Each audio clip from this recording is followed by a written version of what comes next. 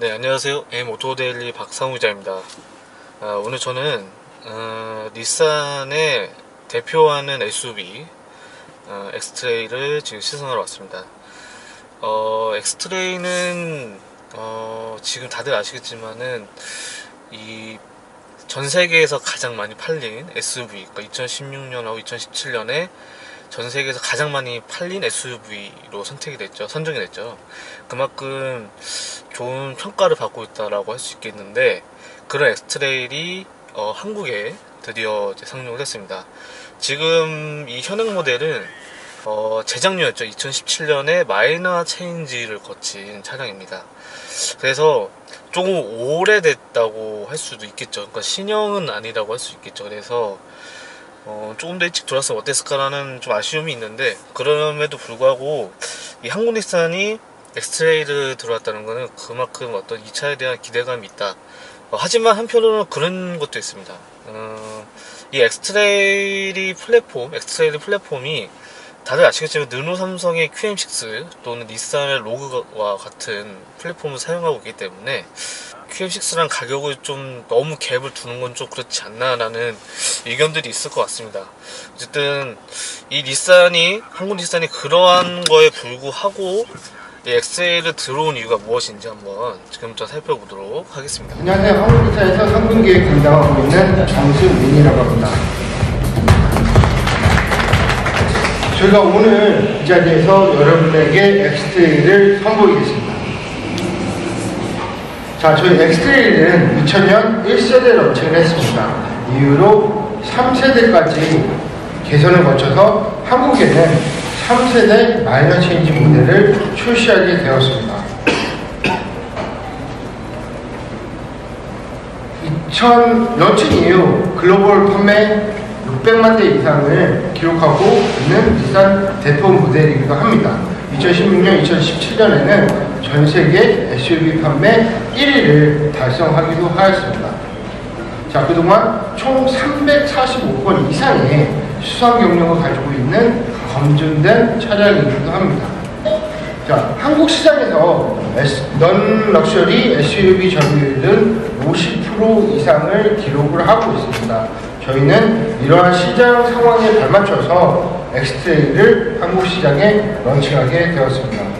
자, 그러면은 엑스트레이의 한국 시장에서 어떤 포지셔닝을 가지고 가고자 하는지 한번 살펴보도록 하겠습니다. 이미 시장에 나와 있는 저희 경쟁 모델들과 달리 엑스트레이는 좀 더 도전적이고 주행의 재미를 기대할 수 있는 익사이팅한 포지셔닝으로 고객에게 각인될 수 있기를 저희는 기대를 하고 있습니다.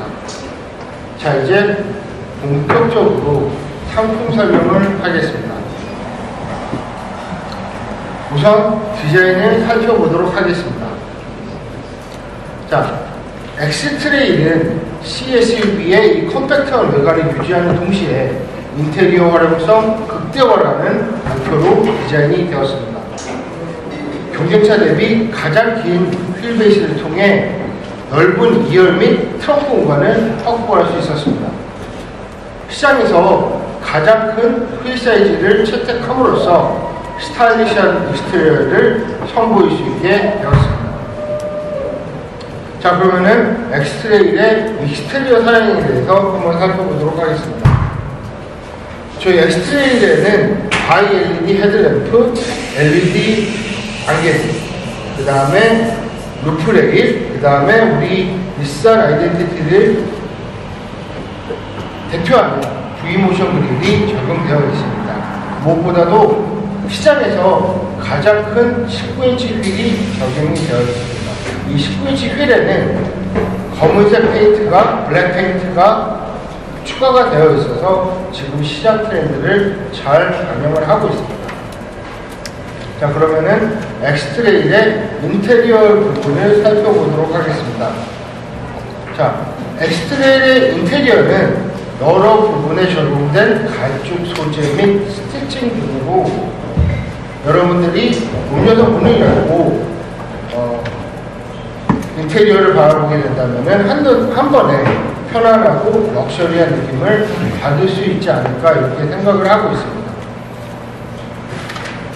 여기에 열선이 포함되어 있는 D컷 쉐입의 스티어링 휠과 가죽 기어 노브, 그 다음에 펀칭이 포함되어 있는 이 천국 시트를 통해 스포티한 느낌 또한 잘 받을 수 있지 않을까 이렇게 생각을 하고 있습니다.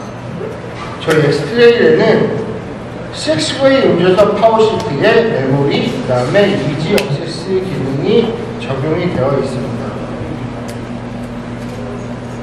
다음으로 엑스트레일의 패키징에 대해서 한번 살펴보도록 하겠습니다.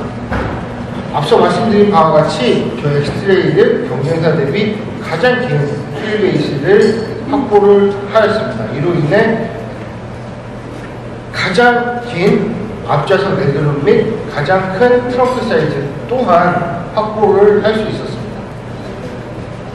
시장에서 유일하게 2열 승객을 배려한 시네마 뷰 컨셉이 적용이 되었고요. 2열 슬라이딩 및 리클라이닝 기능이 경쟁사 대비 유일하게 저희 엑스트레일에 적용이 되어 있습니다. 2열 편의성을 극대화하였습니다. 자, 엑스트레일에는 이 파노라마 선루프, 핸드프리 파워 게이트, 그 다음에 힐 스타트 어시스턴트, 그 다음에 리모트 엔진 스타트와 같은 고객들이 평소에 자주 쓸 수 있는 편의 사양들이 아주 잘 적용이 되어 있습니다. 이번에는 엑스트레일의 파워트레인에 대해서 살펴보도록 하겠습니다. 자, 오랜 시간 동안 저희가 검증한 2.5리터 가솔린 엔진이 적용이 되어 있습니다. 여기에 우리 닛산만이 가지고 있는 D스텝이 포함되어 있는 엑스트로닉 트랜스미션이 적용이 되어 있습니다.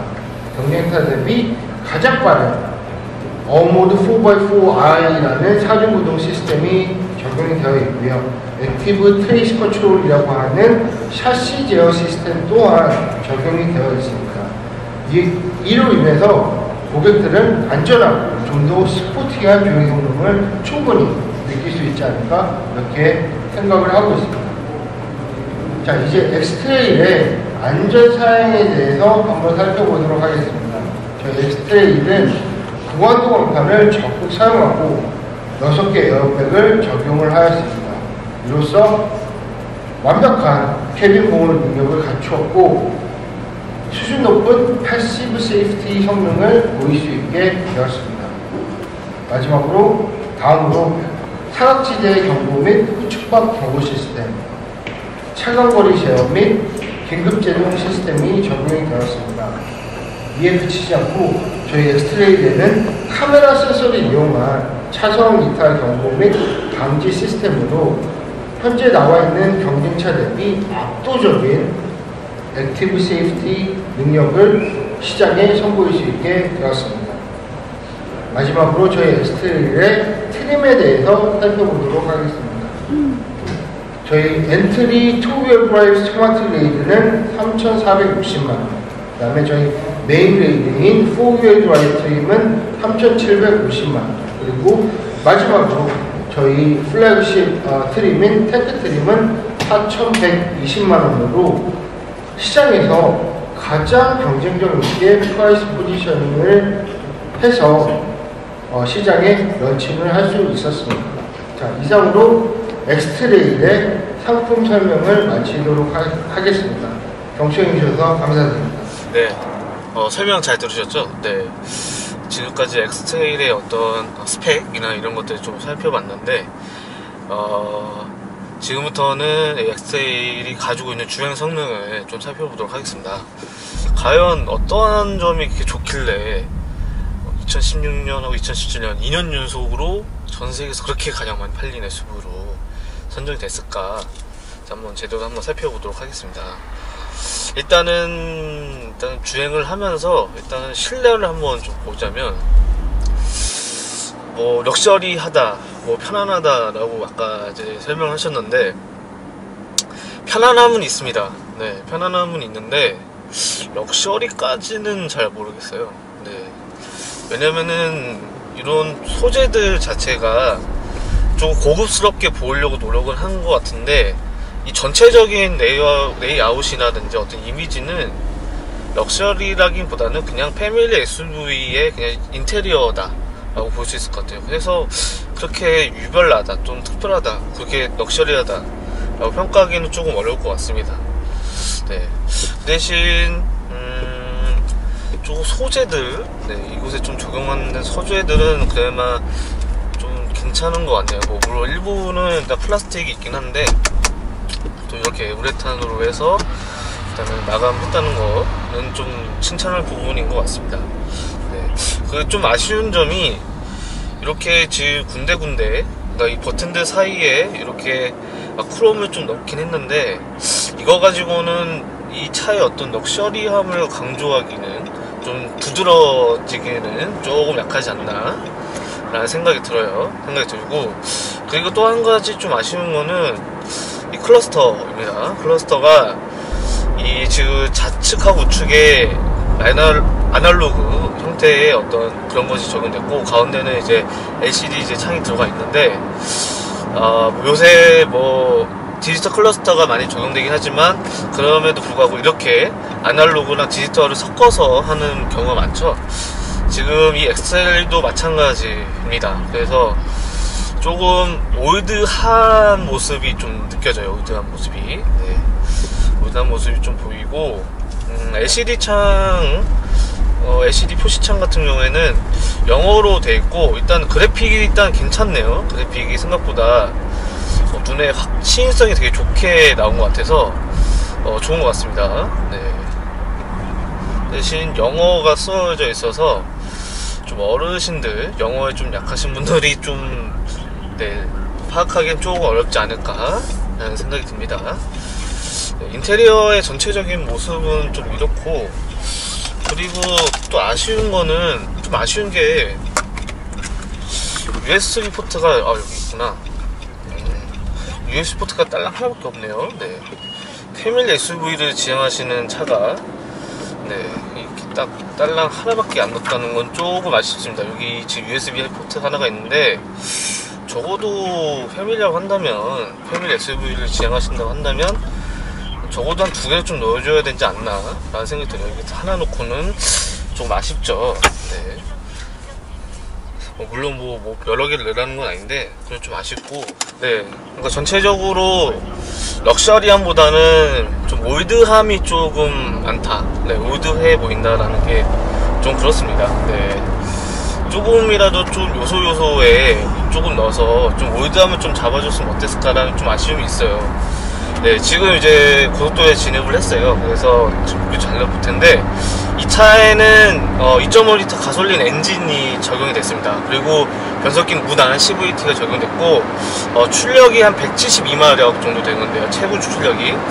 이거는 라브4보다 약간 낮은 겁니다. 낮고, 하지만 어떤 파워풀함이 어떤지는 실제로 달려봐야 알겠죠. 스펙상으로 적다 하더라도. 그래서 한번 달려보도록 하겠습니다.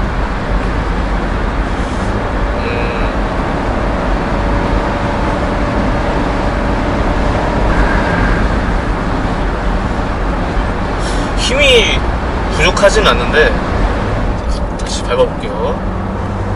자, 제가 이제 80에서 이제 100으로 올리고 있는데, RPM이 3000은 넘어가야 되는, 야, 이건 좀 그렇다. 물론 그럴 수 있는데, 가끔가다 뭐 다른 차들도 이제 RPM, 이제 속도 올리려고 하면 3000 넘어가야 되는데, 이게 지금 몇 단인지는 감이 안 잡혀서, 아무리 무단이다 보니까, 그래서 이게 적정한 RPM 속도인지는 제가 잘 모르겠어요. 제가 봤을 땐 지금 한 4, 5단 정도 되지 않을까 싶은데, 4, 5단 치고 이 정도라고 한다면 조금 그러네요. 네. 지금 들리세요? 네. 되게 와.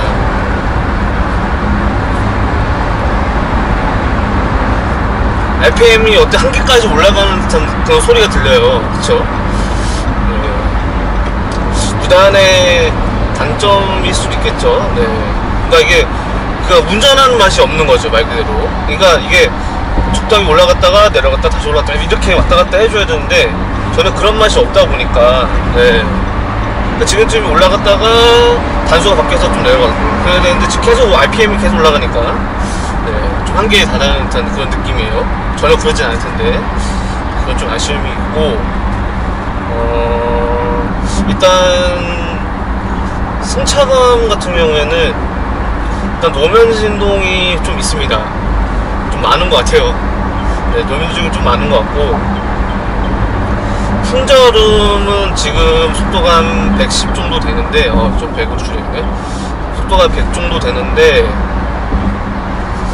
그 100 정도에 이 정도면은 적정한 수준이 아닌가 라는 생각이 들어요. 적정한 수준이 아닌가 생각하는데 이 진동이 좀 심해요. 노면 진동이 생각보다 심하네. 노면 진동이 노면 진동이 조금 심해서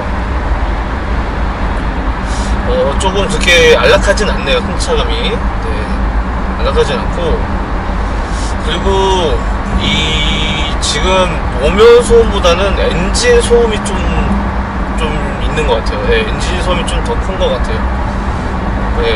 네, 지금 이게 가솔린 엔진인데 아무래도 이제 제가 이제 밟은 것도 있긴 하지만 그래도 이 엔진 소음이 좀 이렇게 들린다는 건 좀 거슬리네요. 네, 좀 거슬리고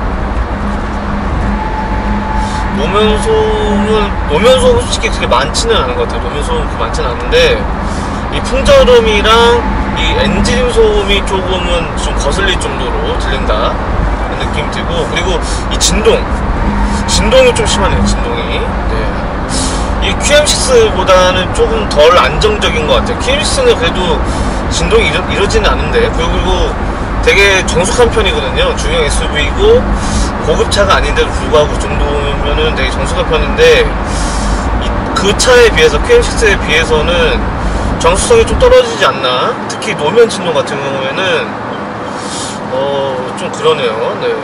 같은 플랫폼을 사용했는데 이 패키징에 따라서 달라지긴 하겠지만은 그래도 이런 차이점이 좀 있는 것 같아요. 정숙성 면에서 요새 이 르노삼성이 QM6 광고할 때마다 강조하는 게 정숙성이잖아요. 그만큼 QM6의 어떤 정숙성이 좋다라는 거죠. 어느 정도는 뭐 이렇게 확연 좋다라기보다는 어느 정도 좋다는 건데 글쎄 그런 QM6보다 정숙성이 좀 떨어진 듯한 느낌이 들어요. 네. 그리고 풍절음이 좀 있구나. 지금 속도가 80밖에 안 되는데 그런데도 풍절음 이 정도다라는 거는 조금 있는 편입니다. 네. 이게 왔다 갔다 하네요. 네. 어쨌든 결론적으로는 일단 정숙성은 그렇게 좋은 편은 아니다. 좋은 점수 줄 수는 없다. 오히려 QM6보다 더 안 좋다라고 할 수 있을 것 같아요. 네. 이 차가 QM6보단 1000만원까지 비싼데 그럼에도 불구하고 이렇게 정숙성이 낮다는 건 조금 그러네요. 네.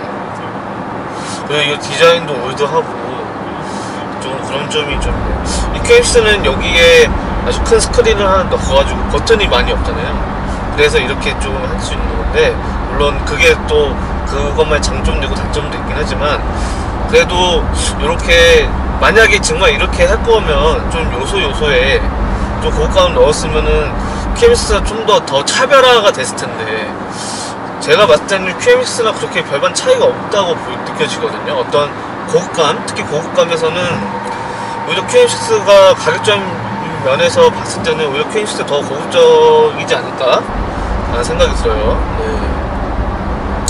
엑스테일의 좀 아쉬운 점이 그 점이 좀 있는 것 같아요. 네. 근데 지금부터는 이제 닛산의 인텔리전트 시스템이죠. 말 그대로 안전 시스템 같은 걸 한번 사용해 볼게요.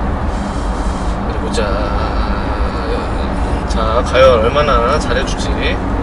지금 액티브 크루즈 컨트롤 켰거든요. ACC 켰는데 지금 보면은 차선을 변경하면은 경고를 해주면서 잡아주지는 않는 것 같아요. 다시 잡을게요.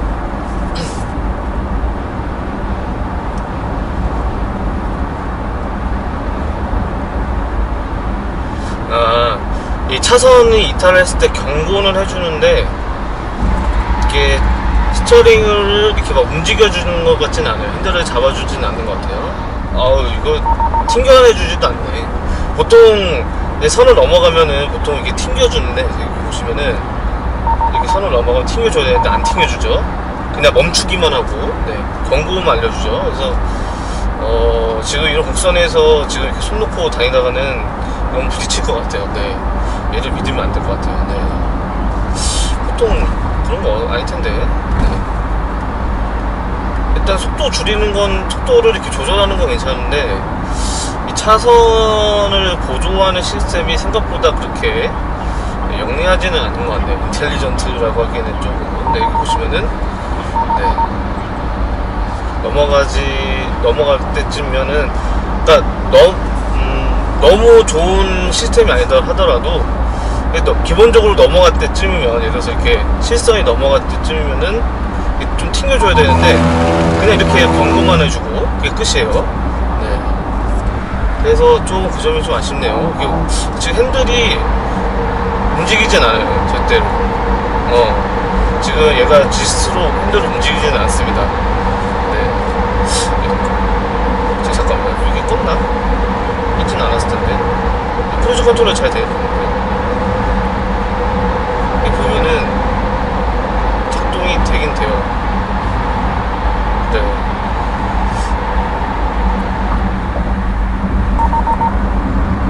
확실히 경고만 해주는 걸 볼 수 있을 것 같습니다. 네.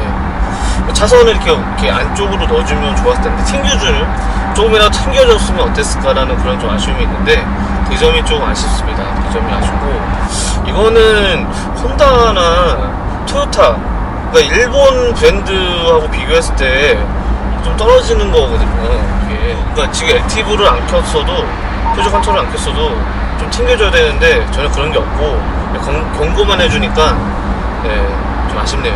네, 좀 아쉽네요. 네. 그렇게 매력적인 차는 아닌 것 같아요. 싼 맛에 팔린 건가? 네. 그러니까 엑스테이 지금 제가 타면서 느꼈던 게, 글쎄요, 그렇게 매력적인 부분이 그렇게 많지는 않아요, 제가 봤을 때는. 그래서 왜 이렇게 많이 팔렸나 생각하면, 싼 맛에 많이 팔리지 않았나? 그런 생각도 드는데, 근데 지금 우리나라에 들어오는 가격치고는 좀 비싼 편이죠. 3,400만원이 시작된데, QM6보다 1,000만원가량 비싸단 말이죠. 네. 같은 플랫폼, 물론 뭐 패키징이 다르겠지만, 그럼에도 불구하고 1,000만원 좀 비싸다는 거는 좀 아쉬운 점도 있죠. 네. 물론 뭐 토요타의 라브4나 뭐 아니면 CR-V 이런 차량은 가격이 비슷해요. 가격이 비슷한데, 같은 플랫폼을 사용하는 QM6랑 비교했을 때는 비싼 감이 있죠. 네, 비싼 감이 있는데, 근데 또 한 가지 얘기를 드리자면, 만약에 CR-V나 라브4랑 비교했을 때도 그렇게 눈에 띄게 매력적인 차는 아닌 것 같습니다. 적어도 라브4 같은 경우에는 뭐 요새 하이브리드 있지만 2.5L도 있지만, 일단 그것만의 어떤 매력이 있단 말이죠. CR-V도 마찬가지고. 근데 지금 이 엑스트레이 같은 경우에는 그런 매력이 잘 보이지 않는 것 같아요. 네. 매력이 없다고 하더라도, 매력이 잘 안 보인다 하더라도, 그래도 기본적으로 이 차는 이 정도는 좀 좋구나라는 걸 느껴져야 되는데, 좀 그런 게 없는 것 같아요. 네. 다만 이제 라브4나 CR-V보다 좀 좋은 게 연비입니다. 연비가, 이 차가 이제 기본적으로 10.6km/L인데, 그거보다 이제 내 라브4보다 한 1.5 정도 높더라고요. 근데 높고 막 그렇게 하는데, 글쎄요, 연비에서는 뭐 좋은 점도 있겠지만, 또 한 가지, 이 휠베이스가 넓어서 2열 공간이 넓은 거, 그것도 이제 라브4나 아니면 CR-V보다 좋은 점이겠죠. 그런 장점이 있을 텐데, 일단 주행적인 면에서는 글쎄요, 라브4나 CR-V보다 더 뛰어나다고 할 수는 없고, 오히려 비슷하거나 더 떨어지지 않나 라는 생각이 좀 듭니다. 네. 그리고 이런 고급감도 그렇게 많이 없고요. 물론 토요타나 CR-V도 약간 그런 게 있긴 한데, 그래도 조금, 네, 좀 비슷비슷하게 맞는 것 같아요. 오히려 제가 봤을 때는 라브4나 이 CRV랑 비슷하게 만들려고 하지 않았나 라는 생각이에요. 왜냐면 어차피 이 한국일산이 생각하는 거는 우리의 경쟁 모델은 키믹스가 아니라 라브4나 CRV다 라고 생각을 했을 거예요. 그래서 어떤 그런 급에 맞게끔 이 엑스테일을 맞춘 게 아닌가라는 생각이 드는데, 그래도 조금 좀 군데군데 조금 뭐 포인트라든지 그런 걸 좀 넣어줬으면 어땠을까라는 좀 아쉬움이 좀 있어요. 근데 요새 여기에 보통 버튼식으로 브레이크가 이렇게 들어가 있는데, 네, 이게 파킹 브레이크가 이렇게 들어가 있죠 보통. 근데 여기는 발로, 여기 제가 좀 이따 보여드리겠지만 왼발로 밟아서 하는 파킹 브레이크가 적용이 됐습니다. 3천만원 차인데 3천만원 차이인데 버튼식이 아니라 밟는 식으로 한다. 와, 이거는 정말 저 놀라서 처음 봤을 때 이거 예전에 이렇게 제가 이거 모닝에서 이런 것도 본 적도 있고 한데, 야, 3,400만원 차가 파킹 브레이크가 발로 밟는 거라, 야, 이거 실망스러운데. 네? 그리고 또 한 가지, 이 기어박스의 근처에 버튼이 하나도 없습니다. 다들 어디가 있냐, 이쪽. 이 운전석, 이 스티어링 왼쪽에 자리가 잡았는데, 요새는 이 기어박스 근처나 아니면 여기 이렇게 센터페시아에 좀 버튼을 놓는 경우가 많은데, 지금 이 차 같은 경우는 이쪽에 왼쪽에 다 이렇게 아예 몰아놨어요. 뭐 그럴 수는 있겠는데, 요새 트렌드상 사람들, 운전자가 생각하기에는 여기 버튼이 있어야 되는데 그 버튼들이 여기 있으니까 조금 저도 좀 생소합니다. 생소하면서도 이게 좀 익숙치가 않아요. 왜냐면 곡선 구간에서. 네. 좀 늦게 따라오는 것 같은데, 지금 스티어링에 따라서 좀 따라가지고 다니는데 좀 늦게 따라오는 것 같아요, 얘가. 네.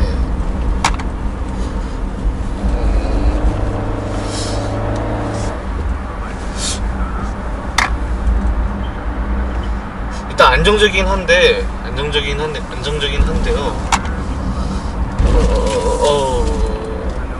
좀 안정적이긴 하지만 좀 이게 스티어링을 움직이는 것만큼 좀 따라가줬으면 좋겠는데, 좀 늦게 따라오는 듯한, 늦게 붙는 듯한 그런 느낌이 있어요.